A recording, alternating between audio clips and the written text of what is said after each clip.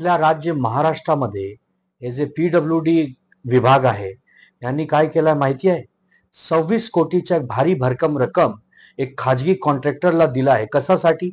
की हे जे मंत्री महोदय ज्या बंगल्यामध्ये राहतात त्या बंगल्याच्या नवीनीकरण, दुरुस्तीकरण, त्यांची मरम्मत ह्याच्यासाठी दिला आहे.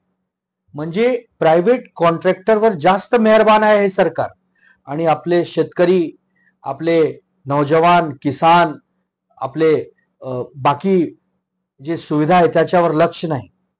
आणि हे पैसे होते की कधी अडचणीत पाणी आणि बाकी सगळ्यांच्या जे बंगल्यामध्ये लोक राहतात त्यांच्यासाठी काय महत्वपूर्ण विषयासाठी हे पैशाची एक रक्कम ठेवलेली गेली होती.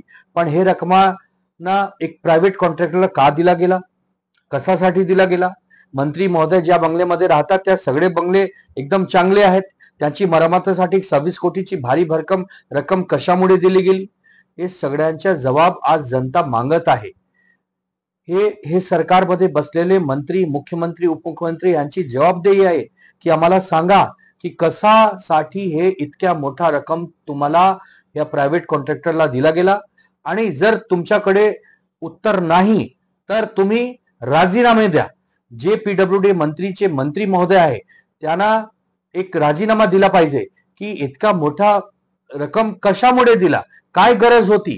आज आमचे शेतकरी बंधूकडे पैसे नाही, आमचे नौजवानकडे नोकऱ्या नाही, आमचे पोलीसची भरती चालली आहे त्याच्यामध्ये थोडा सुख सुविधा दिला पाहिजे आपल्या नौजवानांना. त्या सगळ्या विसरून तुम्ही हे PWD चे अजब गजब कारभार चालवतात. हे दुर्दैवी आहे. ABP माझा, उघडा डोळे बघा नीट.